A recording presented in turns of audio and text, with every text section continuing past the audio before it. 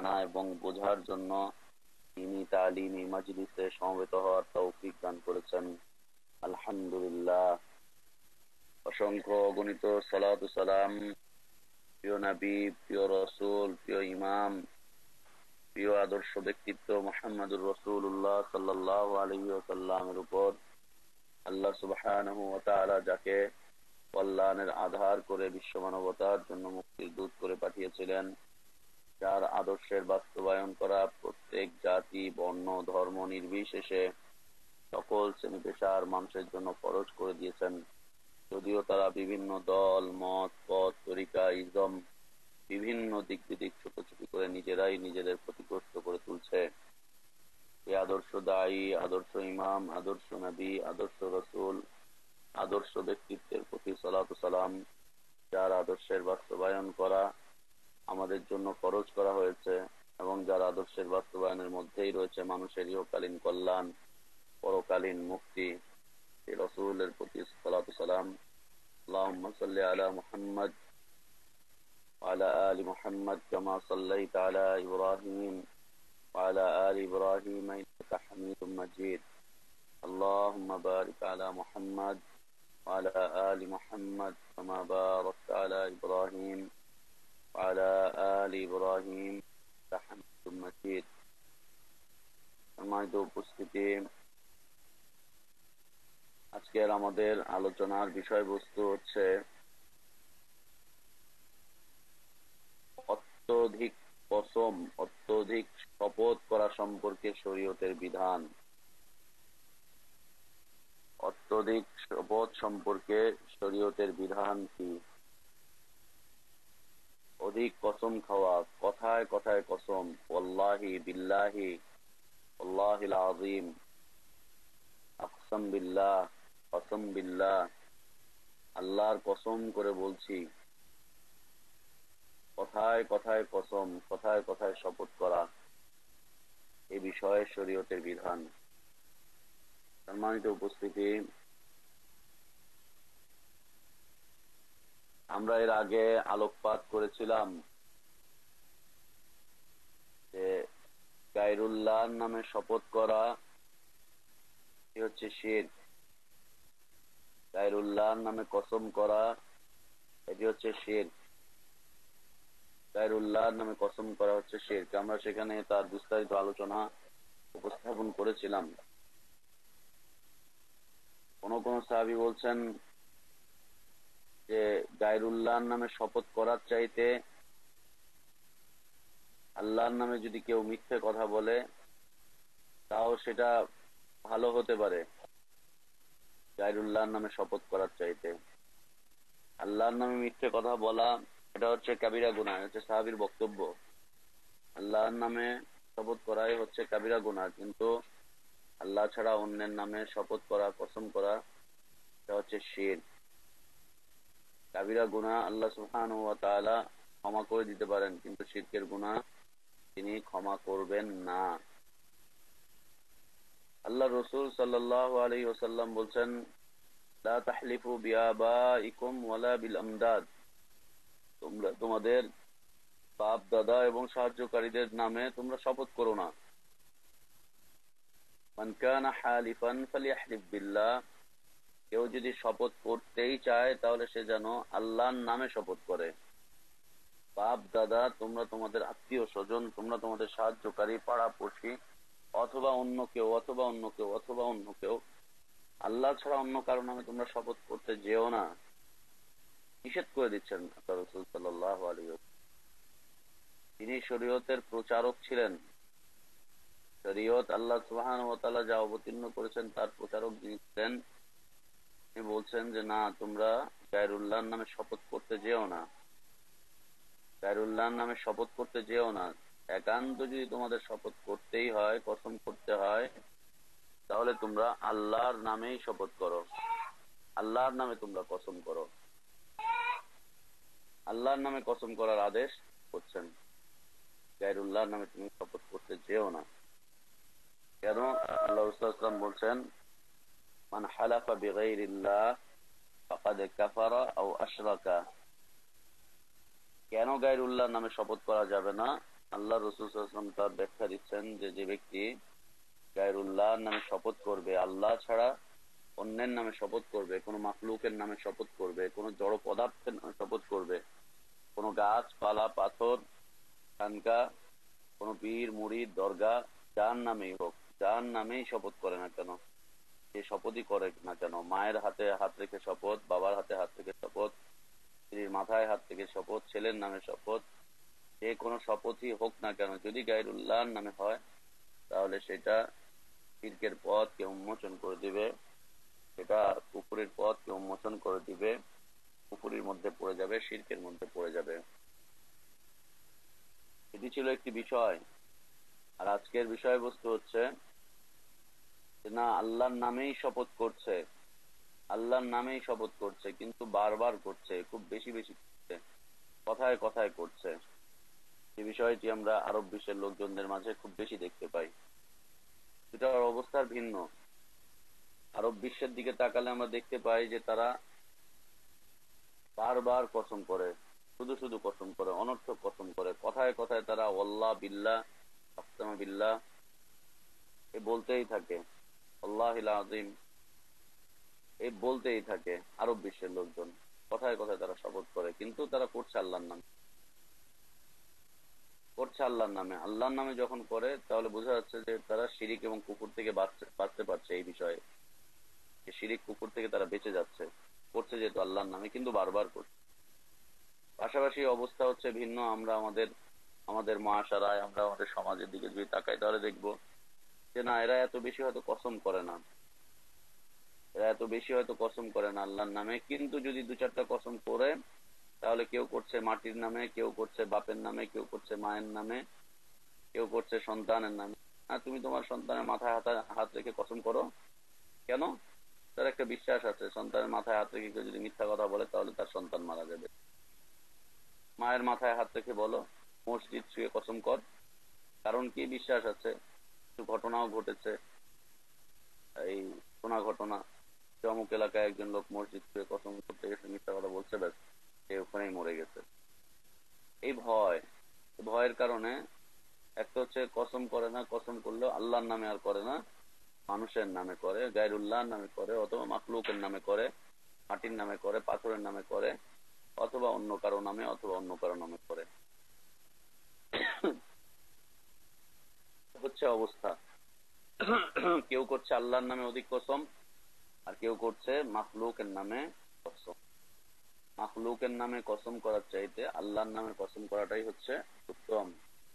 কাউকে যদি কোনো বিষয় বুঝাতে হয়, কাউকে যদি কোনো বিষয় বিশ্বাস করতে হয়, কাউকে যদি কোনো বিষয়ের গুরুত্ব বুঝাতে হয়, তাহলে আল্লাহর নামেই কসম করা উচিত। কোরআন কারিমে অনেক জায়গায় এসছে যে আল্লাহর নামে কসম করছে, আল্লাহর নামে। বিভিন্ন নবী রাসূলরা কসম করেছেন, অনেক নবী রাসূলরা কসম করেছেন আল্লাহর নামে, এবং মানুষকে বুঝাচ্ছেন আল্লাহি আলা ফি দালালিন মুবিন ইস্তাউইকুম বিরাব্বিল আলামিন। নূহ আলাইহিস সালাতু ওয়াস সালামের কওমকে তিনি বলছেন, ইব্রাহিম আলাইহিস সালাতু ওয়াস সালামের কওমকে ইব্রাহিম আল্লাহি ইন কুননা লা ফি দালালিন। তো হচ্ছে অবস্থান, আল্লাহর নামে শপথ করছে, কিন্তু শপথের পরিমাণটা খুব বেশি, খুব বেশি। ব্যবসায়ী ব্যবসা করতে যাচ্ছে, ওখানে শপথ করছে। ও 2 কেজি চাল বিক্রি করবে তো কসম করে বলছে যে আল্লাহর কসম এখানে না তেমন কোনো লাভ হচ্ছে না। কাপড় বিক্রি করবে, ও কসম করছে। জায়গা জমি বিক্রি করছে তো ও কসম করছে। মিস্ত্রির কাজ করছে তো ও কসম করছে, কথায় কথায় মানুষকে বিশ্বাস করার জন্য। তো এই অধিক কসম, এটা হচ্ছে ইমান দুর্বলকারী একটি বিষয়, ইমান দুর্বলকারী একটি বিষয়। অধিক মাত্রায় কসম করা, আল্লাহর নামেই করুক, শরঈ পন্থাতেই করুক, অধিক মাত্রায় কসম করা, এটা হচ্ছে ইমান দুর্বলকারী একটি বিষয়। তাওহীদ, তাওহীদের পূর্ণতার পরিপন্থী এটা, তাওহীদের পূর্ণতার পরিপন্থী। যে ব্যক্তি তাওহীদকে পূর্ণ করতে চায় সে যেন অধিক কসম না করে, অধিক মাত্রায় কসম না করে, অধিক মাত্রায় সে যেন কসম না করে। ইমানের পূর্ণতা চায়, তাওহীদের পূর্ণতা চায়। হ্যাঁ, মাঝে মাঝে করতে পারে, বৈধ, জায়েজ, হালাল, কিন্তু অধিক মাত্রায় নয়, অধিক মাত্রায় নয়। যে কোনো ব্যবসায়ীরা ব্যবসা করতে যাচ্ছে, ওর লাভ হচ্ছে 100 টাকা, কিন্তু ও বলছে আল্লাহর কসম এখানে 5 টাকার বেশি লাভ হবে না। কি দরকার মিথ্যে কথা বলে কসম করার? অথবা তার যা লাভ হচ্ছে সে বারবার সেখানে কসম করে বলছে যে কসম করে বলছি কসম। আর ব্যবসায়ীরা তো ব্যবসার পণ্য ছুঁয়ে কসম করে, সে কাপড় ছুঁয়ে বলছে, কাপড় ব্যবসায়ীরা কাপড় ছুঁয়ে বলে এই যে এটা আমার রিজিক, এটা ছুঁয়ে বলছি কসম করছি, এটার কসম, আমার ব্যবসার কসম। লা ইলাহা ইল্লাল্লাহ। জি না, অধিক মাত্রায় কসম করা, বেশি বেশি কসম করা, এটা হচ্ছে তাওহীদের পূর্ণতার পরিপন্থী, ইমানের তার পরিপন্থী, ইমান দুর্বলকারী একটি বিষয়। আল্লাহ সুবহানাহু ওয়া তাআলা সূরা মাইদা আয়াত নাম্বার 89 তিনি বলছেন, লা ইউআখিযুকুমুল্লাহু বিল্লাগবি ফি আইমানিকুম ওয়ালাকিন ইউআখিযুকুম বিমা আক্কাদতুমুল আইমান ফাকাফফারাতুহু ইতআমু 10 মাসাকিন মিন আওসাতি মা তুতঈমুনা আহলিকুম আও কিসওয়াতুহুম আও তাহরিরু রাকাবা। প্রথম দিক থেকে আল্লাহ সুবহানাহু ওয়া তাআলা এই সূরা এই আয়াতের শুরুতে আল্লাহ সুবহানাহু ওয়া তাআলা বলছেন যে কেউ যদি কসম ভঙ্গ করে ফেলে তাহলে তার বিধান কি, তার কাফফারা কি হবে? কসম ভঙ্গ করে ফেলছে, তার নামে কসম করেছে, আল্লাহর নামেই কসম করেছে, কিন্তু কসম ভঙ্গ করে ফেলেছে। কেমন কসম করলো? আল্লাহর কসম আমি তোমাকে এটা দিব, কিন্তু সে দিল না। আল্লাহর কসম আমি এই কাজটা করবো, কিন্তু করলো না। আল্লাহর কসম আমি এই বিষয়টি পূরণ করব, কিন্তু করলো না। আল্লাহর কসম আমি এই ওয়াদার মূলক এই কাজটি করে ফেলবো, কিন্তু করলো না।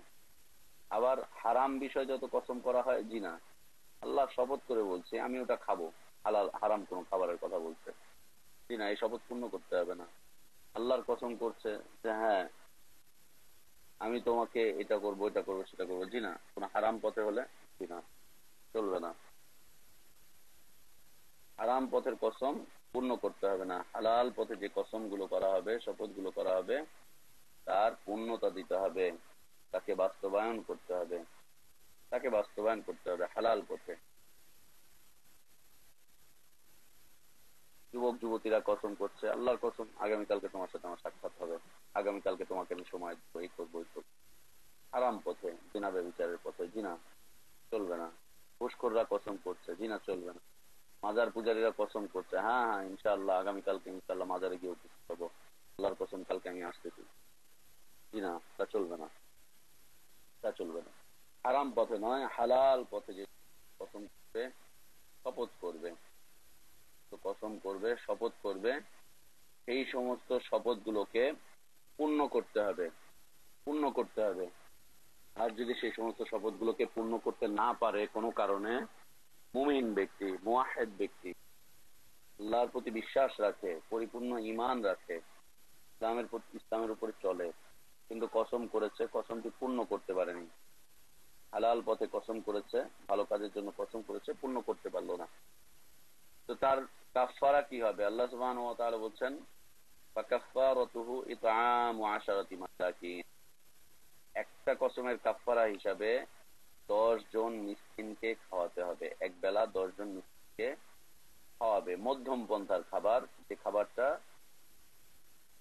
এই ব্যক্তি সচরাচর খায়, তিনি কসম ভঙ্গ করেছেন, তিনি সচরাচর যে খাবারটা খান, সেই মানের খাবার 10 জন মিসকিনকে খাওয়াতে হবে একটা কসমের বদলায়। যদি খাবার দিতে না পারে,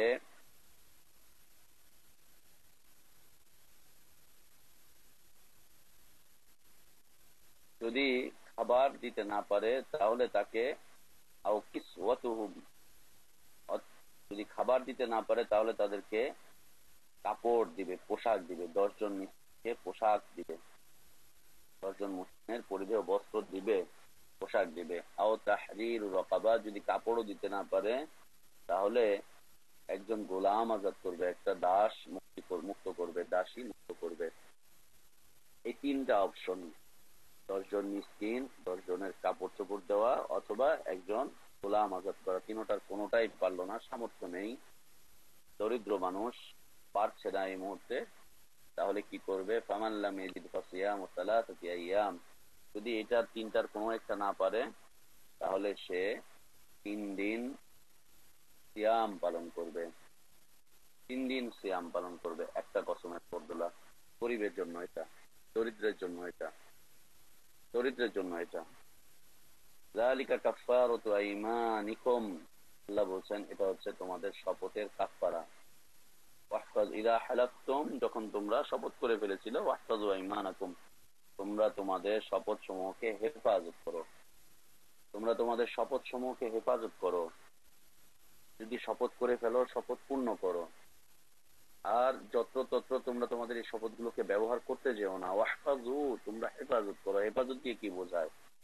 হারাম পথে ব্যবহার করো না, শিরকের পথে শপথ করতে যেও না, আল্লাহর নামে মিথ্যা শপথ করতে যেও না, অথবা শপথ করলে তাকে ভঙ্গ করো না, অথবা তোমরা যত্রতত্র এই শপথটিকে ব্যবহার করো না। সেখানে সেখানে কথা নেই, বার্তা নেই, শুধু শুধু অযাচিত কোনো মজলিসে বসে কোনো প্রয়োজন নেই অনর্থক শপথ করে ফেলছে। জি না, ওয়াহফাজু আইমানাকুম, অনর্থক শপথ করতে যেও না, অযাচিত ভাবে কোনো শপথ করতে যেও না, যত্রতত্র তোমরা আল্লাহর নামে শপথ করতে যেও না। হেফাজত করো, তোমরা আল্লাহর নামে শপথকে হেফাজত করো। আল্লাহ সুবহানাহু ওয়া তাআলা বলেন, কাযালিকা ইউবাইয়িনুল্লাহু লাকুম আয়াতিহি লাআল্লাকুম তাশকুরুন। এমনি ভাবে আল্লাহ তোমাদের জন্য তার আয়াত সমূহ বর্ণনা করেন যাতে তোমরা শুকর আদায় করতে পারো। সম্মানিত উপস্থিত, আল্লাহ সুবহানাহু ওয়া তাআলা বলছেন যে শপথকে হেফাজত করো। আবু হুরায়রা রাদিয়াল্লাহু আনহু থেকে বর্ণিত, আল্লাহ রাসূল সাল্লাল্লাহু আলাইহি ওয়াসাল্লাম থেকে তিনি শুনেছেন, তিনি বলছেন যে আমি রাসূল সাল্লাল্লাহু আলাইহি ওয়াসাল্লাম থেকে শুনেছি, তিনি বলেছেন, আল হালিফু মানফাকাতুন লিসসালাতি মামহাকাতুন লিল কাসব। আল্লাহ রাসূল সাল্লাল্লাহু আলাইহি ওয়াসাল্লাম বলছেন, অধিক মাত্রায় শপথ করা সম্পদ বিনষ্টকারী। অধিক মাত্রায় শপথ করা, এটা হচ্ছে সম্পদ বিনষ্টকারী। অধিক মাত্রায় যারা শপথ করে তাদের সম্পদটা নষ্ট হয়ে যায়। হ্যাঁ, আপনি দেখবেন যে তাদের সম্পত্তি থাকছে, সম্পত্তি বাড়ছে, বিনষ্ট হলো কি করে? আসলে সম্পদের মধ্যে আল্লাহর পক্ষ থেকে যে বারাকাত আসার কথা, যে কল্যাণ আসার কথা, সে কল্যাণ নষ্ট হয়ে যাবে, কল্যাণটুকু নষ্ট হয়ে যাবে, কল্যাণ থাকবে না। সম্পদ থাকবে কিন্তু সম্পদে কল্যাণ থাকবে, সম্পদে বারাকাত থাকবে না, ওই সম্পদে তেমন কোনো মূল্যমান থাকবে না। তো অধিক মাত্রার শপথ, অধিক মাত্রার কসম সম্পদ বিনষ্টকারী। আর উপার্জন ধ্বংসকারী। যে উপার্জন করছে, যে রিজিক তলব করছে, যে কাজটি সে করছে, যে চাকরিটি সে করছে, যে ব্যবসাটি করছে, এই ব্যবসাটা ধ্বংসকারী। উপার্জন যেটা করে সে, ব্যক্তি যে উপার্জন করে, সেই উপার্জনটা ধ্বংসকারী। বুখারী মুসলিম হাদিস। তো অধিক মাত্রায় শপথ, অধিক মাত্রায় শপথ করার কারণে মানুষের সম্পদ বিনষ্ট হয়ে যায়, মানে সম্পদে বারাকাত থাকে না। এবং সে যে যেটা আহরণ করছে, যেটা সংগ্রহ করছে, যে উপার্জন করছে, এই উপার্জনটা ধ্বংস হয়ে যায়। এটি হচ্ছে, এটা হচ্ছে একটা শাস্তি, এটা হচ্ছে একটা শাস্তি। কেন অধিক মাত্রায় কসম করছে? এটা কারা করে? তারা এই কাজটি করে যারা আল্লাহর মহত্ব বোঝে না, যারা আল্লাহর বড়ত্ব বোঝে না, যারা আল্লাহর করুণা বোঝে না, যারা আল্লাহর সম্মান বোঝে না, তাদের দ্বারা এটা সম্ভব। এটা যে কথায় কথায় তারা যা ইচ্ছা তাই বলবে, কথায় কথায় যা ইচ্ছা তাই করবে, যেভাবে ইচ্ছা সেভাবে বলবে। সেটার জন্য একটা শাস্তি। কেন তুমি কথায় কথায় কাজটি করছো? দুনিয়াতে আল্লাহ সুবহানাহু ওয়া তাআলা এটার শাস্তি দিয়ে নিচ্ছে, যে তোমার সম্পদ যেটি থাকবে, সম্পদে কোনো কল্যাণ থাকবে না, সম্পদ বিনষ্টকারী এবং উপার্জন ধ্বংসকারী বিষয়। এটা আল্লাহর বড়ত্বের কারণ হচ্ছে সে এই কসমের মাধ্যমে আল্লাহর বড়ত্বের ইচ্ছা করেনি, আল্লাহর বড়ত্ব বর্ণনা করা, আল্লাহর তাজিম করা, সম্মান করা এবং আল্লাহর দিকে মানুষকে আহ্বান করা না, এই বিষয়গুলোতে সে ব্যবহার করেনি। সে ব্যবহার করেছে দুনিয়া কামাই করার উদ্দেশ্যে, আল্লাহর নামকে সে বারবার বারবার বারবার ব্যবহার করেছে। এই কারণে আল্লাহ সুবহানাহু ওয়া তাআলা তার এই সম্পদ, অর্জিত সম্পদ, এটাকে ধ্বংস করে দিবেন।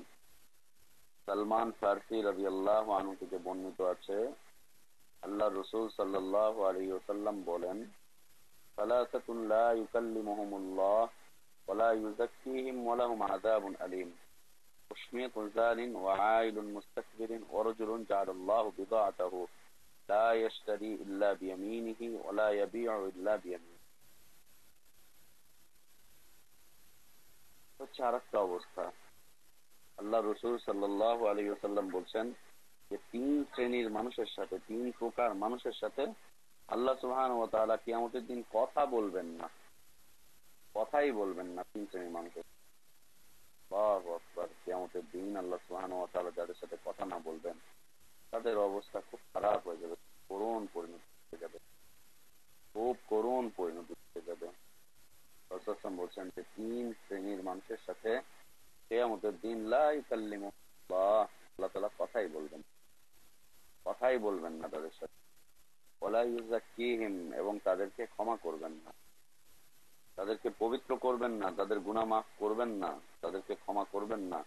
ওয়ালাহুম আযাবুন আলীম, এবং তাদের জন্য থাকবে কঠিন শাস্তি, কঠিন শাস্তি। তিনটা আছে। এক নাম্বার, বৃদ্ধ ব্যভিচারী, অস্মিত জানিন, বয়স্ক বৃদ্ধ ব্যভিচারী, বয়স্ক বৃদ্ধ ব্যভিচারী। এই বৃদ্ধ ব্যভিচারীকে আল্লাহ সুবহানাহু ওয়া তাআলা ক্ষমা করবেন না, তাকে কঠিন শাস্তি দিবেন, তার সাথে আল্লাহ সুবহানাহু ওয়া তাআলা কথাই বলবেন, কথাই বলবেন। বৃদ্ধ ব্যভিচারী আজকে ভরে গিয়েছে, ভরে গিয়েছে সমাজে। অল্প বয়সে স্ত্রী মারা যায়, 30, 40, 50 বছর বয়সে স্ত্রী মারা যায়, বা 60 বছর বয়সে স্ত্রী মারা যায়, এরপরে সে লোক লজ্জার ভয়ে বিয়ে শাদী করে না, কিন্তু জিনা করে করে বেড়ায়। লা ইলাহা ইল্লাল্লাহ। আবার জিনার তো অনেকগুলো ধরন আছে, চোখের জেনা, অন্তরের জেনা, শারীরিক জেনা, অনেকগুলো জেনার বিষয় রয়েছে। তো এই বৃদ্ধ ব্যভিচারী, বৃদ্ধ ব্যভিচারীর সাথে আল্লাহ সুবহানাহু ওয়া তাআলা কথাই বলবেন না। বৃদ্ধ অবস্থায় যারা ব্যভিচার করে বেড়ায়, বৃদ্ধ অবস্থায় যারা ব্যভিচার করে বেড়ায়, তাদের সাথে আল্লাহ তাআলা কথা বলবেন না, তাদেরকে ক্ষমা করবেন না, তাদের জন্য কঠিন শাস্তি রয়েছে। তৃতীয় শ্রেণী হচ্ছে অহংকারী গরিব, অহংকারী দরিদ্র, দরিদ্র কিন্তু অহংকার করে বেড়ায়। ওর দারিদ্রতা গ্রাস করেছে, দারিদ্রতার কারণে তার সংসার চলছে না, অন্য সমস্যা হচ্ছে, এটা হচ্ছে হচ্ছে, কিন্তু সে অহংকারী। আমরা সবাই জানি যে আল্লাহ রাসূল সাল্লাল্লাহু আলাইহি ওয়াসাল্লাম দরিদ্র ছিলেন, অসংখ্য হাদিস রয়েছে। আল্লাহু আকবার, আল্লাহু আকবার, কত দরিদ্র ছিলেন। আল্লাহ রাসূল সাল্লাল্লাহু আলাইহি ওয়াসাল্লামের বিষয়ে, সংসারের বিষয়ে মা আয়েশা রাদিয়াল্লাহু আনহা বলছেন, ইয়ামুরুল হিলাল সুম্মাল হিলাল সুম্মাল হিলাল,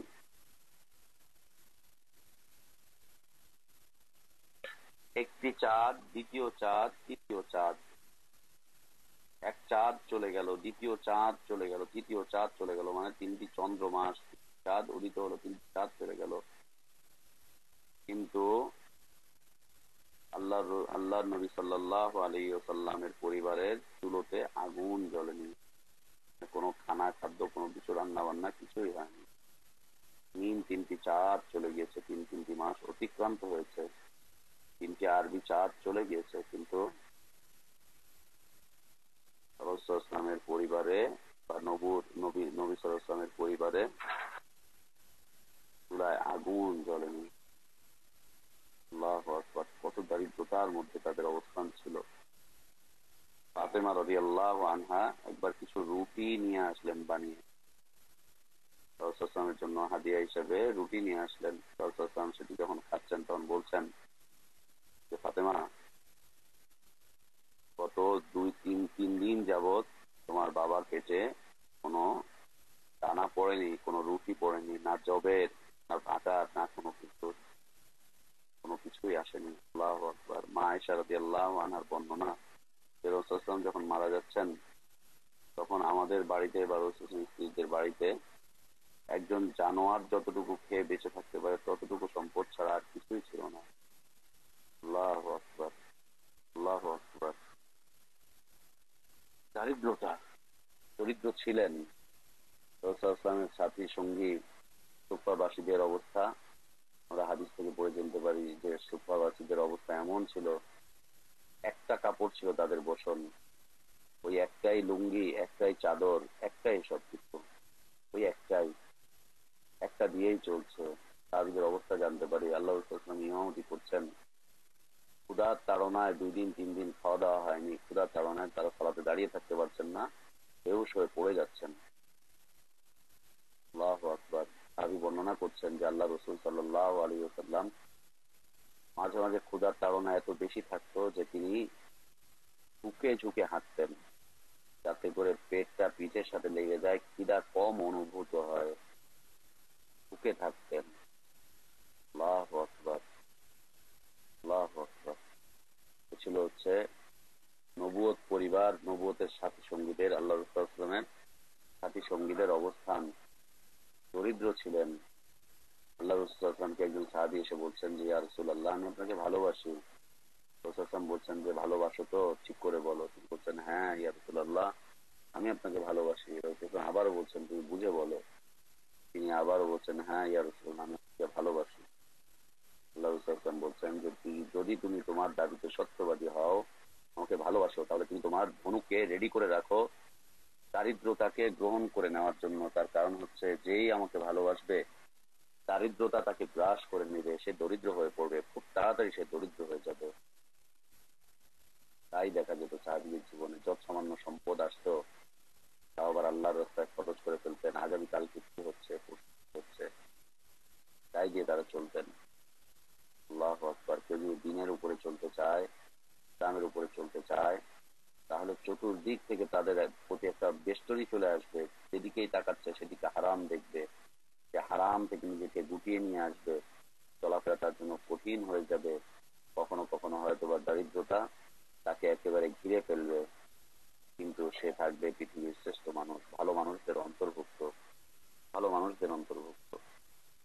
তো দরিদ্র ব্যক্তি কিন্তু যদি অহংকারী হয়, আল্লাহ তাআলা তাকে ক্ষমা করবেন না। রাসূল সাল্লাল্লাহু আলাইহি ওয়াসাল্লাম দরিদ্র ছিলেন, সাহাবীরা দরিদ্র ছিলেন, কিন্তু অহংকার তাদেরকে গ্রাস করেনি। অহংকারী ছিলেন না তারা, অহংকারী ছিলেন না। আল্লাহ রাসূল সাল্লাল্লাহু আলাইহি ওয়াসাল্লাম তিনি দরিদ্র ছিলেন, আবু হুরায়রা রাদিয়াল্লাহু আনহু তিনি দরিদ্র ছিলেন, অন্যান্য সাহাবীরা তারা দরিদ্র ছিলেন, কিন্তু অহংকারী ছিলেন না। অহংকারী গরিব, অহংকারী দরিদ্র। দারিদ্রতা আপনার আমার চলে আসতে পারে, সেই অবস্থায় সবর করতে হবে, আল্লাহর কাছে সাহায্য চাইতে হবে, আল্লাহর কাছে করুণা ভিক্ষা চাইতে হবে, কিন্তু অহংকার করা যাবে না। বিলকুল অহংকার করা যাবে না। অহংকার করলে আল্লাহ সুবহানাহু ওয়া তাআলা ক্ষমা করবেন না। কারণ এই অহংকার একমাত্র আল্লাহরই পেশ, আল্লাহরই হোসা। আল্লাহ ছাড়া আর কেউ অহংকার করতে পারে না। আল্লাহ ছাড়া যেই অহংকার করবে সে পথভ্রষ্ট হয়ে যাবে, সে বিপদগামী হয়ে যাবে, সে ধ্বংস হয়ে যাবে, সে শেষ হয়ে যাবে, শেষ হয়ে যাবে। জন্য অহংকার করা যাবে না। আর তৃতীয় ব্যক্তি হচ্ছে ওয়ারাজুলুন জাআলাল্লাহু বিদাআতাহু লা ইশতারি ইল্লা বিয়ামিনিহি ওয়া লা ইয়াবিউ ইল্লা বিয়ামিনিহি। 3 নম্বর শ্রেণীর মানুষ হচ্ছেন তিনি, 3 নম্বর শ্রেণীর হচ্ছে তারা যারা ব্যবসায়ী। তৃতীয় শ্রেণী হচ্ছে সেই সমস্ত ব্যক্তিরা যারা ব্যবসায়ী, এই ব্যবসায়ী তার ব্যবসার পণ্যকে আল্লাহ বানিয়ে, ব্যবসার পণ্যকে আল্লাহ বানিয়ে নিচ্ছে। এটা কি সম্ভব? ব্যবসার পণ্যকে মানুষ আল্লাহ বানাই করে? পণ্য কি হতে পারে? পণ্য কি হতে পারে? পণ্যকে আবার আল্লাহ বানাই করে? আল্লাহ রাসূল তাই বলছেন যে সেই ব্যক্তি যে তার ব্যবসার পণ্যকে আল্লাহ বানিয়ে নিচ্ছে। কিভাবে বানালো? রাসূল তার ব্যাখ্যা দিচ্ছেন, লা ইয়াশতারি ইল্লা বিয়ামিনিহি। সে কোনো কিছু কিনেও না শপথ করা ছাড়া, কোনো কিছু বেচেও না শপথ করা ছাড়া। যেটাই কিনা ও আল্লাহর কসম করে কিনে, যেটাই বিক্রি করে ও আল্লাহর কসম করে বিক্রি করে। কথায় কথায় ওর ব্যবসা পণ্য ও বিক্রি করছে 5 কেজি চাল, 5 কেজি আটা, আধা কেজি তেল, অথবা 2 টাকার একটা মোমবাতি বিক্রি করছে, কিন্তু সে শপথ করে বিক্রি করছে। অনেক বেশি বেচে শপথ করে বেচে, অল্প বেচে শপথ করে বেচে, কিছু কিনে তো শপথ করে কিনে। যা করে ব্যবসায়ী, ব্যবসায়ী যা করে সে আল্লাহর নামে শপথ করে করে করে। কথা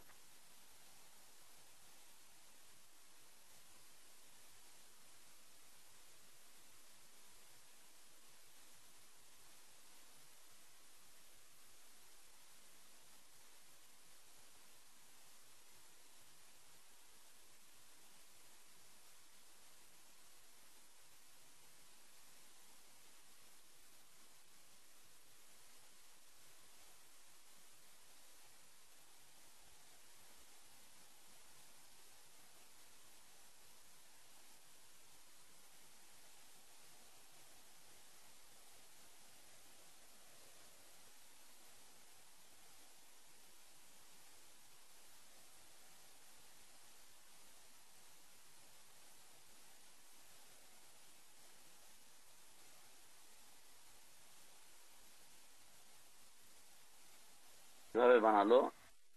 তার ব্যাখ্যা দিচ্ছেন, লা ইয়াশতারি ইল্লা বিয়ামিন, সে কোনো কিছু কিনেও না শপথ করা ছাড়া, কোনো কিছু বেচেও না শপথ করা ছাড়া। যেটাই কিনে ও আল্লাহর কসম করে কিনে, যেটাই বিক্রি করে ও আল্লাহর কসম করে বিক্রি করে। কথায় কথায় ওর ব্যবসা পণ্য ও বিক্রি করছে 5 কেজি চাল, 5 কেজি আটা, আধা কেজি তেল, অথবা 2 টাকার একটা মোমবাতি বিক্রি করছে, কিন্তু সে শপথ করে বিক্রি করছে। অনেক বেশি বেচে শপথ করে বেচে, অল্প বেচে শপথ করে বেচে, কিছু কিনে তো শপথ করে কিনে। যা করে ব্যবসায়ী, ব্যবসায়ী যা করে সে আল্লাহর নামে শপথ করে করে করে। কথায় কথায় সে আল্লাহর নামে শপথ করে। বিক্রি করতে গেলেও আল্লাহর নামে শপথ, কিনতে গেলেও আল্লাহর নামে শপথ, এটা করলেও আল্লাহর নামে শপথ। এটা হচ্ছে তার ব্যবসায়িক পণ্যটাকে সে আল্লাহ বানিয়ে নিচ্ছে। কথায় কথায় ব্যবসার পণ্যটাকে হাতে উঠায় আর কসম করে ফেলে। মনে হচ্ছে যেন এটাই হচ্ছে তার আল্লাহ, মনে হচ্ছে যেন এটাই হচ্ছে তার আল্লাহ। ইন্না লিল্লাহি ওয়া ইন্না ইলাইহি রাজিউন। না, এটা করা যাবে না, এটা করা যাবে না। কথায় কথায়, কথায় কথায় শপথ করা না, এটা ইমান দুর্বলকারী বিষয়। ইমান দুর্বল হবে কিভাবে? সে আল্লাহকে যথাযথভাবে মূল্যায়ন করতে পারবে না, আল্লাহর যথাযথ সম্মানটি সে দিতে পারে না। এই যথাযথ সম্মানটি যদি দিতে পারতো তাহলে এভাবে সে শপথ করতো না। আল্লাহর যথাযথ শপথ করছে, আল্লাহর মূল্যায়ন করতে পারছে না। আল্লাহর মূল্যায়ন করতে না পারার মাধ্যম দিয়ে তার ইমান দুর্বল হয়ে যাচ্ছে, ইমান দুর্বল হয়ে যাচ্ছে। লোকটা দুনিয়া কামাই করতে চায়, তো কথায় কথায় সে আল্লাহর নাম, দুনিয়া কামাই করার জন্য সে আল্লাহর নামকে ব্যবহার করছে, দুনিয়া কামাই করার জন্য সে আল্লাহর নামকে ব্যবহার করছে। এটা ঠিক, এটা ঠিক নয়, ইমান দুর্বলকারী বিষয়। ইমরান বিন হুসাইন রাদিয়াল্লাহু আনহু বর্ণনা করেন, বলেন যে আল্লাহ রাসূল সাল্লাল্লাহু আলাইহি ওয়াসাল্লাম বলছেন, খুব প্রসিদ্ধ একটি হাদিস, আমাদের দেশে জুমা মসজিদে খুতবাগুলোতে শুনি প্রায় সময়, এবং শুনি হচ্ছে আংশিক, পুরোটা শুনি না। পুরো হাদিসটা হচ্ছে খুব সুন্দর। আপনারা যারা সুযোগ পাবেন তারা এই হাদিসটি পড়ে নিবেন। বুখারী মুসলিমের হাদিস, সাহাবীদের ফজিলত অধ্যায়, সাহাবীদের মর্যাদা সম্পর্কিত হাদিস। আল্লাহ রাসূল সাল্লাল্লাহু আলাইহি ওয়াসাল্লাম বলছেন যে খায়রু উম্মতি কারনি সুম্মা আল্লাযীনা ইয়ালুনাহুম সুম্মা আল্লাযীনা ইয়ালুনাহুম সুম্মা আল্লাযীনা ইয়ালুনাহুম, আমার উম্মতের মধ্যে সর্বোত্তম হচ্ছে আমার যুগ, আমার উম্মতের মধ্যে সর্বোত্তম হচ্ছে আমার যুগ। রাসূল যে যুগে ছিলেন সেটা হচ্ছে সবচাইতে উত্তম যুগ, আমারই যুগ সেটা। সুম্মাল্লাযীনা ইয়ালুনাহুম সুম্মাল্লাযীনা ইয়ালুনাহুম সুম্মাল্লাযীনা ইয়ালুনাহুম, তারপর তাদের পরবর্তীতে যারা আসবে, তারপর তাদের পরবর্তীতে যারা আসবে, তারপর তাদের পরবর্তীতে যারা আসবে। অর্থাৎ রাসূলের যুগ, সাহাবীদের যুগ, তাবেঈনদের যুগ, তাবেঈনদের যুগ। 4টি যুগের কথা আল্লাহ রাসূল সাল্লাল্লাহু আলাইহি ওয়াসাল্লাম বলছেন। 4টি যুগের কথা তিনি বলছেন। তার যুগ, তার সাহাবীদের যুগ, তাবেঈন, তাবেঈনদের যুগ। এটা হচ্ছে সোনালী যুগ ইসলামের, এটা হচ্ছে সোনালী ইতিহাস, এটা হচ্ছে ইসলামের বাস্তবতা, এটা হচ্ছে ইসলামের পূর্ণতা। চতুর্দিকে শুধুমাত্র কোরআন আর সুন্নাহ চলছে, চতুর্দিকে মানুষ শুধু ইসলামের কথাই বলছে, চতুর্দিকে শুধুমাত্র ইসলাম আর ইসলাম, ইসলামী মানুষ অগ্রসর হচ্ছে, ইসলামের মাধ্যমে সম্মানিত হতে চেষ্টা করছে। তো এই 4টি যুগের কথা আল্লাহ রাসূল সাল্লাল্লাহু আলাইহি ওয়াসাল্লাম বলছেন। এরপরে ইমরান রাদিয়াল্লাহু আনহু তিনি বলছেন আমার আসলে আল্লাহ রাসূল সাল্লাল্লাহু আলাইহি ওয়াসাল্লাম 2 যুগের কথা বলেছেন, রাসূল সাল্লাল্লাহু আলাইহি ওয়াসাল্লামের পরে 2 যুগ না 3 যুগের কথা বলছেন, যাই হোক এটা কোনো সব ইয়ে না। তারপরে তিনি বলছেন সুম্মা ইন্নাকুম সুম্মা ইন্না বা'দাকুম কওমান সুম্মা ইন্না বা'দাকুম কওমান ইয়াশহাদুন ওয়ালা ইস্তাশহাদুন। দেখো এই 4টা যুগ চলে যাওয়ার পরে, এই 4টা যুগ চলে যাওয়ার পরে এমন এক জাতি আসবে যারা সাক্ষী দিবে, কিন্তু তাদের সাক্ষী গ্রহণযোগ্য হবে না। শরীয়তের ক্ষেত্রে, দ্বীনের ক্ষেত্রে, ইসলামের ক্ষেত্রে সাক্ষী দিবে, কিন্তু তাদের সাক্ষী গ্রহণ করা হবে না। সাক্ষী দিবে কিন্তু তাদের সাক্ষী গ্রহণ করা হবে না। কেন? তার কারণ পরে বর্ণনা করা হচ্ছে। সাক্ষী দিবে, আল্লাহু আকবার, সাক্ষী দেওয়া অত্যন্ত গুরুত্বপূর্ণ একটি কাজ। পৃথিবীতে ধ্বংসাত্মক বড় বড় যতগুলো পাপ রয়েছে তার মধ্যে একটা বড় পাপ হচ্ছে মিথ্যা সাক্ষী দেওয়া। মিথ্যা সাক্ষী দেওয়া, কাউলা জোর, মিথ্যা সাক্ষী দেওয়া। মিথ্যা সাক্ষীর মাধ্যমে একটা পরিবার ধ্বংস হয়ে যেতে পারে, একটা সমাজ ধ্বংস হয়ে যেতে পারে, একটা জাতি ধ্বংস হয়ে যেতে পারে মিথ্যা সাক্ষীর মাধ্যমে। মিথ্যা সাক্ষীর মাধ্যমে খুব সাবধান। আপনার সাক্ষী কিয়ামতের দিন আপনার বিরুদ্ধেই সাক্ষী দিবে। আপনি যে জবান দিয়ে মিথ্যা সাক্ষী দিচ্ছেন, আমরা যে জবান দিয়ে মিথ্যার প্রতি সাক্ষ্য দিচ্ছি, এই সাক্ষ্য কিয়ামতের দিন আমার আপনার বিরুদ্ধে, সেই জবান আমার আপনার বিরুদ্ধে সাক্ষ্য দিবে। ধ্বংসাত্মক যতগুলো পাপ রয়েছে তার মধ্যে হতে অন্যতম বড় একটি পাপ এটা, যে অন্যায় ভাবে কারো উপরে মিথ্যা সাক্ষ্য প্রদান করা। আল্লাহ রাসূল বলছেন যে এই 4টি সোনালী যুগের পরে এমন একটা সময় আসবে, এই সময়, যে সময়ের মানুষগুলো সাক্ষী দিবে কিন্তু তাদের সাক্ষী গ্রহণ করা হবে না, তাদের সাক্ষী গ্রহণ করা হবে না, গ্রহণই করা হবে না, সাক্ষী নেওয়াই হবে না তাদের। আর ওয়ায়াখুনুন ওয়ালা ইউতামানুন, এবং তারা খেয়ানত করবে, আমানত রক্ষা করবে না, খেয়ানতকারী হবে তারা, খেয়ানতকারী হবে তারা, তাদের আমানত, তাদের ভিতরে আমানতদারিতা থাকবে না। আমরা দেখতে পাচ্ছি না বর্তমানে সহিহ মুসলিমে মান অধ্যায়ে হাদিস রয়েছে যে এমন একটা সময় আসবে মানুষ খুঁজে বেড়াবে কে আমানতদার, কে আমানতদার, এবং একটা এলাকায় পরিচিতি থাকবে যে অমুক ব্যক্তি হচ্ছে আমানতদার। যেমন আল্লাহ রসুল সাল্লাল্লাহু আলাইহি ওয়াসাল্লামের সময় মক্কাতে রসুলের নামে এই বিষয়টা ছড়িয়ে পড়েছিল, কাফের মুশরিক সবাই একযোগে তাকে আলামিন হিসেবে চিনতেন, আমানতদার হিসেবে চিনতেন, সত্যবাদী হিসেবে চিনতেন। পুরো সাম্রাজ্যে, পুরো এলাকায়, পুরো দেশে একজন মানুষের নাম ফুটে গিয়েছিল যে তিনি হচ্ছেন আমানতদার ব্যক্তিত্ব, তিনি হচ্ছেন সত্যনিষ্ঠাবাদী ব্যক্তিত্ব। ঠিক রাসূলের এই হাদিসের অন্য আরেকটা হাদিসে যে ব্যাখ্যা করছে সেটা হচ্ছে যেমন একটা সময় আসবে যখন মানুষ জানতে পারবে, মানুষ জানবে যে অমুক এলাকায় একজন আমানতদার ব্যক্তি আছে, একজন সত্যবাদী ব্যক্তি আছে অমুক এলাকায়। তার মানে হচ্ছে যে এলাকা থেকে সত্যবাদী ব্যক্তিদের সংখ্যা কমে যাবে, ন্যায় নিষ্ঠাবান ব্যক্তিদের সংখ্যা কমে যাবে, আমানতদার ব্যক্তিদের সংখ্যা একদম কমে যাবে। তো সেই অবস্থাটায় মানুষগুলো কি করবে, যে তারা আমানত রক্ষা করবে না, আমানতের খেয়ানত করবে, এবং তারা মান্যত করবে, ওয়াদা করবে, মান্যত পুরা করবে না। ওয়ায়ানজিরুনা ওয়ালা ইউফুন, এবং তারা মান্যত করবে, তারা ওয়াদা করবে, তারা শপথ করবে, কিন্তু তা পূর্ণ করবে না। তাদেরকে চেনার উপায় হচ্ছে, তাদেরকে চেনার উপায় হচ্ছে রাসূল বলছেন যে তাদেরকে চেনার উপায় হচ্ছে ওয়ায়াযহারু ফীহিমুস সামান, তাদের শরীরে চর্বি দেখা দিবে। চর্বিওয়ালা মানুষ, ভুঁড়িওয়ালা মানুষ, পেটে চর্বি থাকবে, শরীরে চর্বি থাকবে, তেল তেল করতে থাকবে, তেল তেল করতে থাকবে, চর্বি বেড়ে যাবে, ভুঁড়িওয়ালা মানুষ থাকবে, কিন্তু তারা আমানতের খেয়ানত করবে, তারা ওয়াদা পূর্ণ করবে না, মান্যত পূর্ণ করবে না, এবং তারা সাক্ষী দিলে সাক্ষী গ্রহণ করা হবে না। আল্লাহু আকবার। হচ্ছে অবস্থা, কেন তারা কসম করে সাক্ষী দিবে কিন্তু তাদের সাক্ষীগুলোকে গ্রহণ করা হবে না। ইবনে মাসউদ রাদিয়াল্লাহু আনহু বর্ণনা করেন যে রাসূল সাল্লাল্লাহু আলাইহি ওয়াসাল্লাম বলছেন খায়রুন নাসি কারনী আল্লাযীনা ইয়ালুনাহুম সুম্মা আল্লাযীনা ইয়ালুনাহুম, সর্বোত্তম মানুষ হচ্ছে আমার যুগের মানুষ, তারপরে যুগ, তারপরে যুগের মানুষ হচ্ছে উত্তম মানুষ। সুম্মা ইয়াজি কওমুন তাসবিকু শাহাদাতু আহাদিহিম ইয়ামিনুহু ওয়া ইয়ামিনুহু শাহাদাতুহু, তিনি বলছেন তারপর উত্তম যুগ, তারপর উত্তম যুগ, তারপর এমন এক জাতি আসবে, জাতির আগমন ঘটবে যাদের কারো সাক্ষ্য কসমের আগেই হয়ে যাবে, যাদের কারো সাক্ষ্য কসমের আগেই হয়ে যাবে, আবার কারো কসমের আগেই সাক্ষী নিয়ে হয়ে যাবে। কেউ কেউ কসম করে ফেলবেন, সাক্ষী পরে যাবে, কেউ কেউ সাক্ষী দিয়ে দিবে কিন্তু কসম পরে হবে।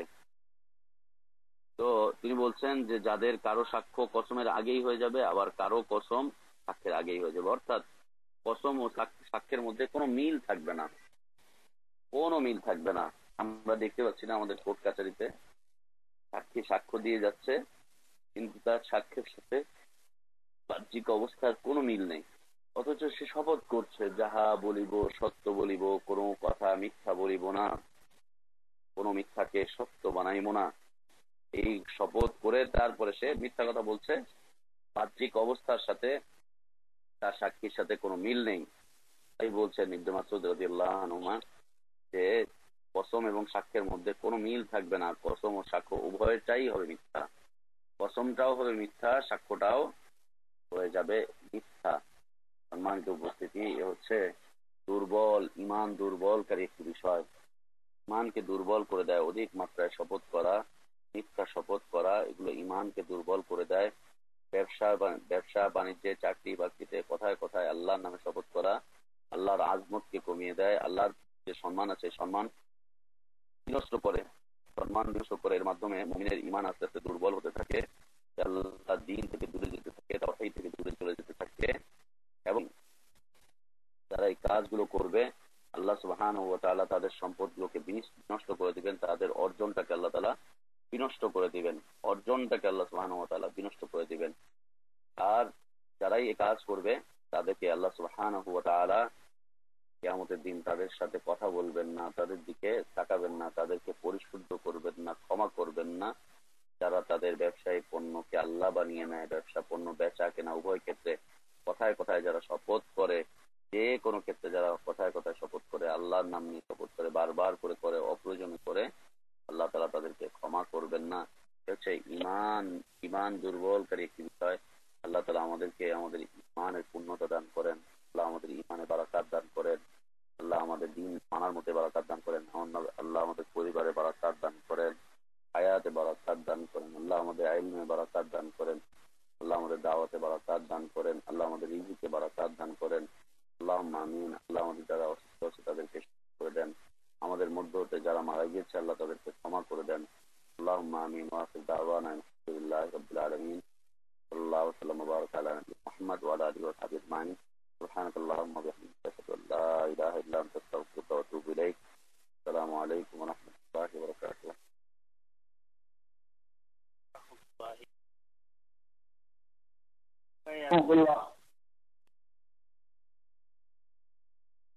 আসসালামু আলাইকুম ওয়া রাহমাতুল্লাহ।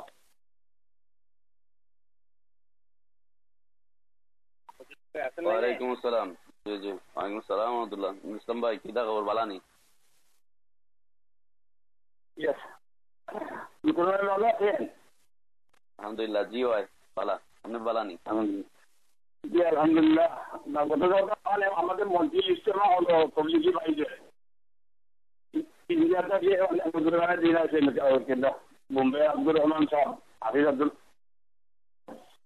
তো আমি এখানে গেছিলাম শহীদ তবলিগের কিছু ক্যাসেট মারতে, পরিচিত যারা আছে অনেক ক্যাসেট দিয়ে তারা কইতেছে আমি নাকি আমাদের মানে বিভ্রান্তি ছড়াইতেছি এবং তাদের বুজুর্গের দিনের বিরোধিতা করতেছি, এটা ভালো হবে না।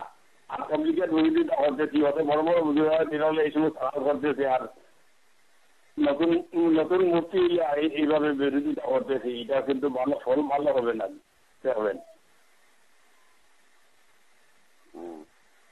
জি, আমরা কেউ লিখে দিব কম্পিটিশনের বয়ান আছে মজমুদ রাইসি, ওনার ওই কম্পিটিশনের বয়ানটা ডকুমেন্টারি ওটা ক্যাসেট করিয়া তবলিগি বাইরে দিয়েছি অনেকটাই। দেখেন শহীদ তবলিগ কি বয়ান, আপনারা যে তবলিগের নামে করতেছে এটা শহীদ তবলিগ কি না, এটা তো শিরক এবং বেদাত আর বুজুর্গের দিয়ে কিচ্ছা কাহিনী ভর্তি। আপনারা কোরআন হাদিসের সাথে মিলাইয়া দেখেন আর মন দিয়ে এই ক্যাসেটটা শুনেন, ওর বুঝতে পারেন কি তবলিগ করতেছেন, এটা জান্নাতে নিয়ে যাবে না জাহান্নামে পৌঁছে দিবে।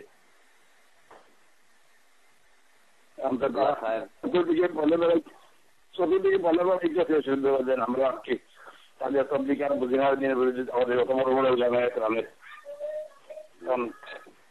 আল্লাহ খায়ের করে।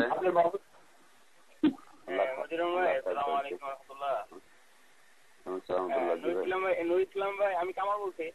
ইসলাম ভাই করতে যাচ্ছেন যে এই যে বড় বড় বুজুর্গদের বিরুদ্ধে যে কথাটা উনি যে ওই ক্যাসেট বিলি করতেছেন বা প্রচার করতেছেন, এইটাতে তাদের বিশ্বাস তাদের জামাতে যে লোকরা আছে দারুল উলুমের সেই মানুষগুলো যারা দারুল উলুমের প্রচার প্রসার ঘটায়, তারা বলে যে যারা নাকি আলেমদের বিরুদ্ধে কথা বলে তাদের ঠিকানা জাহান্নাম, আল্লাহ সুবহানাহু ওয়া তাআলা তাদেরকে জাহান্নাম দেবেন এবং তারা কোনোদিন জান্নাতের সুগন্ধ পাবে না, এই ধরনের কথাগুলো বলে আর কি।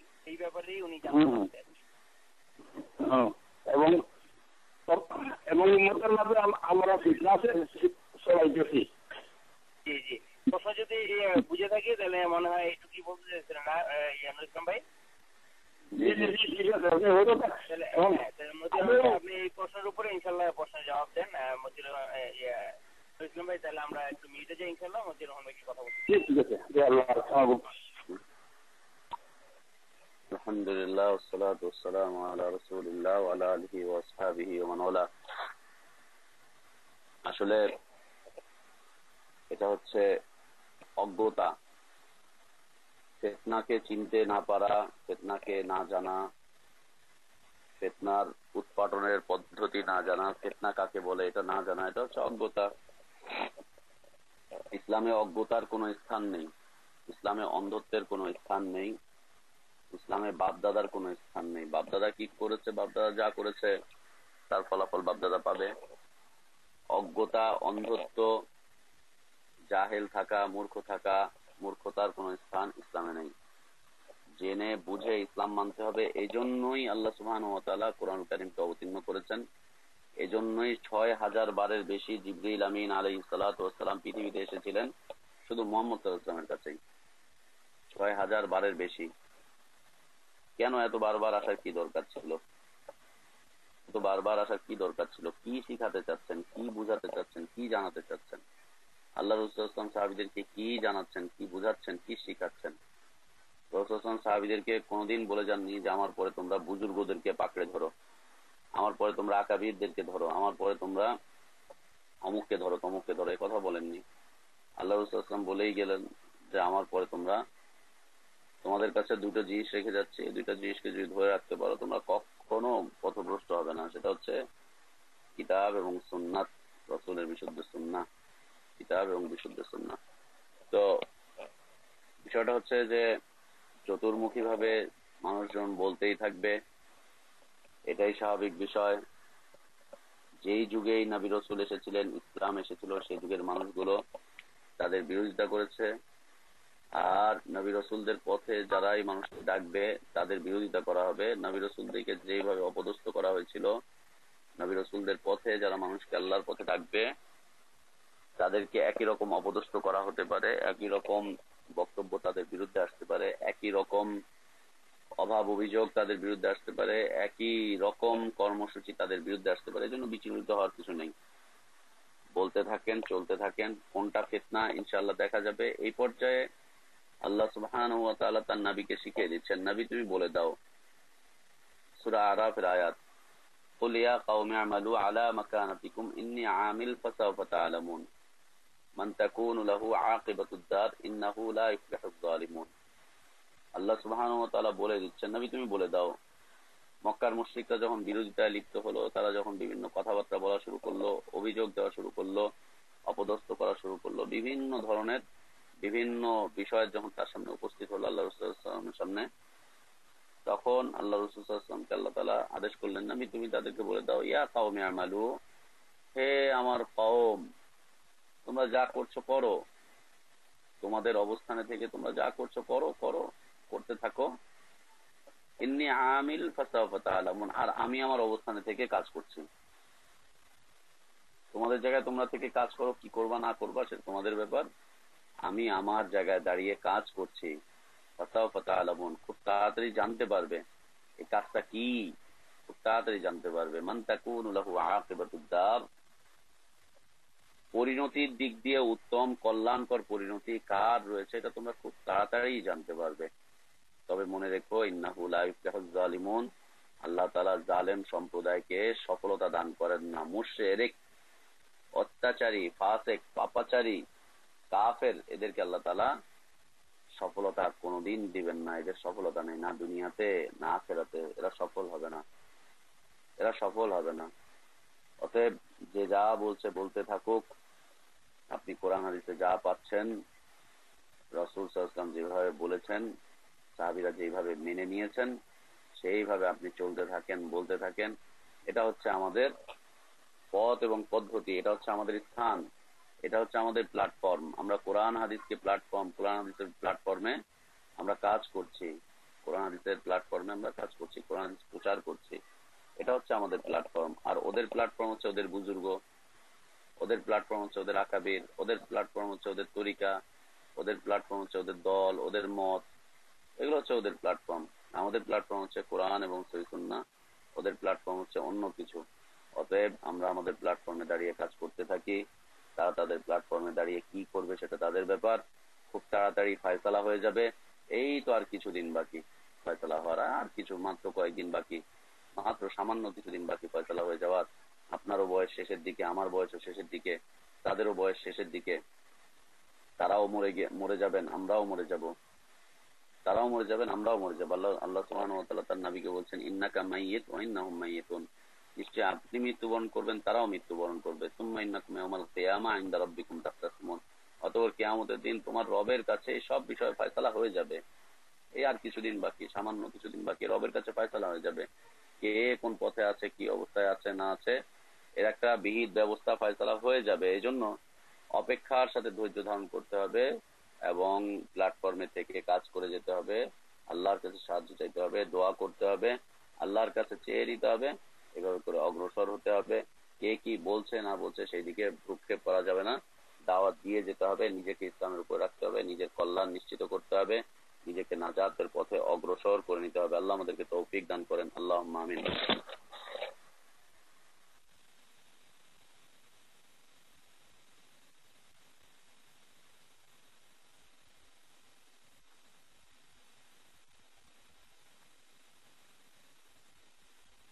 একটু প্রশ্ন করে থাকলে করেন ইনশাল্লাহ, সেই লাইনে আছেন।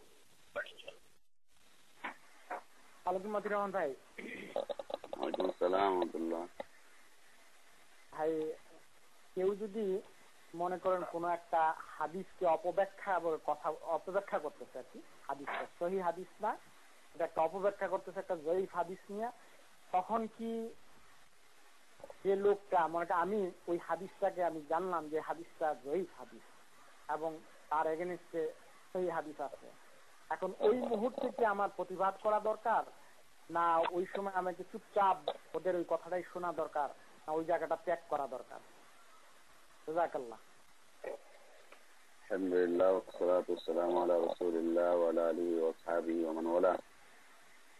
আল্লাহ সুবহানাহু ওয়া তাআলা বলছেন সূরা আনআমের আয়াত, ওয়া ইযা রাআইতাল্লাযীনা ইয়াখুদুনা ফি আয়াতিনা ফাআরিদ আনহুম হাত্তা ইয়াখুদু ফি হাদীসিন গায়রিহি ওয়া ইম্মা ইউনসিয়ান্নাকা আশ-শায়তান ফালা তাকউদ বা'দা যিকরা মা'আল কওমিজ যালিমিন। আল্লাহ বলছেন, ইযা রাআইতাল্লাযীনা ইয়াখুদুনা ফি আয়াতিনা, যদি তুমি তাদেরকে দেখো যারা আমার আয়াত গুলোকে নিয়ে খেল তামাশা করছে, অপব্যাখ্যা করছে, অস্বীকার করছে, অথবা ব্যঙ্গ বিদ্রুপ করছে, কিছু একটা করছে, অপব্যাখ্যা, অস্বীকার, ব্যঙ্গ বিদ্রুপ, অথবা এটাকে খেল তামাশা রূপে নিচ্ছে, ফাআরিদ আনহুম, তাদের থেকে তুমি সরে যাও, সেখান থেকে উঠে যাও, সেখান থেকে তুমি সরে যাও। হাত্তা ইয়াখুদু ফি হাদীসিন গায়রিহি, যতক্ষণ পর্যন্ত তারা দ্বিতীয় সাবজেক্টের উপরে আলোচনায় রত না হয়, দ্বিতীয় সাবজেক্টের উপরে। ওয়া ইম্মা ইনসিয়ান্নাকা শাইতান, আর আল্লাহ বলছেন যদি তোমাকে শয়তান ভুলিয়ে দেয়, এখান থেকে উঠে যাওয়া থেকে ভুলিয়ে দেয়, যে তোমার মনেই নাই যে এখান থেকে উঠে যেতে হবে, ফালা তাকউদ বা'দা যিকরা, যখনই মনে হবে তারপরে তোমরা সেখানে বসতে যেও না, মাল কওমিজ যালিমিন, এটা হচ্ছে জালেম সম্প্রদায়, জালেম সম্প্রদায়ের সাথে তোমরা বসতে যেও না। বিষয়বস্তু হচ্ছে, আপনি জানেন যে অমুক এলাকাটা হচ্ছে বিদাতি এলাকা, অমুক ব্যক্তি হচ্ছে বিদাতি, অমুক ব্যক্তি হচ্ছে বেদাতি, অমুক মসজিদে বেদাতি আলোচনা চলে, ইমাম সাহেব বেদাতি অথবা আলোচক বেদাতি, আপনি ওখানে বসতেই যেন না, যাওয়াই নিষিদ্ধ। ওখানে জানেন বেদাতি, সে বেদাতি কর্মকাণ্ডই করবে, বেদাতি কথাবার্তাই বলবে, ও বেদাতের পথেই মানুষকে ডাকবে, ও ভিন্ন পথে মানুষকে ডাকবে, রসুলের পন্থায় মানুষকে বলবে না, রসুলের পথের দিকে আসতে বলবে না, তখন সেখানে যাওয়াই জায়েজ নাই। অথবা আপনি জানেন যে একজন ব্যক্তি কোরআন হাদিসের অপব্যাখ্যা করে, এটা জানা আছে, যখন জানা আছে তখন সেই মসজিদগুলোকে পরিত্যাগ করতে হবে। ভুলবশত যদি চলে যান তাহলে সেখান থেকে উঠে চলে আসতে হবে। কিন্তু একজন মানুষ, বিশুদ্ধ মানুষ, ও কোরআন হাদিসের জ্ঞান চায়, কোরআন জ্ঞান চর্চা করে, কোরআন হাদিসের উপরে চলতে চায়, তার উদ্দেশ্য হচ্ছে হেদায়েতের পথে থাকা, কিন্তু তার ভুল হয়ে যেতে পারে, ভুল হয়ে যেতে পারে, হয়তো সহিহ হাদিসটা তার জানা নাও থাকতে পারে, অথবা যায়ীফ হাদিসকে সে সহিহ হিসাবেই জেনে এসেছে, এটা হচ্ছে তার ভুল। এই ভুলের জন্য আল্লাহ তাআলা ক্ষমা করবেন, এটা সে ইচ্ছাকৃত করছে না। কিন্তু ওইগুলো হচ্ছে ইচ্ছাকৃত। তো ইচ্ছাকৃত ভাবে যারা এই কাজগুলো করে, কোরআনকে অপব্যাখ্যা করে, খেলতামাশা করে, হাসি ঠাট্টা করে, ব্যঙ্গ বিদ্রুপ করে রসুলের হাদিসকে নিয়ে, সাহাবীদেরকে নিয়ে, সেই সমস্ত মজলিসে বসাই যাবে না, সেই সমস্ত মজলিসে উপস্থিতি হওয়া যাবে না। আর যদি কখনো চলে যায় তাহলে মনে আসার পরে সাথে সাথে সেখান থেকে উঠে চলে আসতে হবে, সেই সমস্ত মসজিদ থেকে। ওখানে বসে থাকাই যাবে না। আর যদি সেখানে ক্ষমতা থাকে তাহলে সেখানে বলে আসতে হবে যে আপনার এই কথাগুলো ঠিক নয়, এটা উচিত নয়, এর বিপরীতে সহিহ হাদিস আছে, বিশুদ্ধ হাদিস আছে, অতএব আপনি বিশুদ্ধ হাদিসটাকে একটু যাচাই বাছাই করে নেন। এটা যদি ক্ষমতা থাকে তাহলে বলবে। কিন্তু যদি জানা থাকে যে মসজিদ গুলো বেদাতি মসজিদ, তাহলে সেখানে যাওয়াই যাবে না, তাদের কথা শোনাই যাবে না, তাদের ওখানে বসাই যাবে না, সেখান থেকে উঠে চলে আসতে হবে। জি, আল্লাহ আলম। লাস্ট প্রশ্ন যদি কেউ থাকেন, শেষ প্রশ্ন। জি,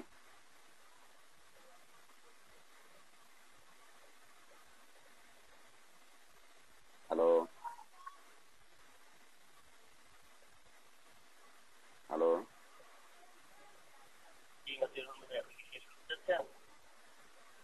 হ্যালো, সালাম আলাইকুম। কামাল ভাই আজকে ছেড়ে দিন।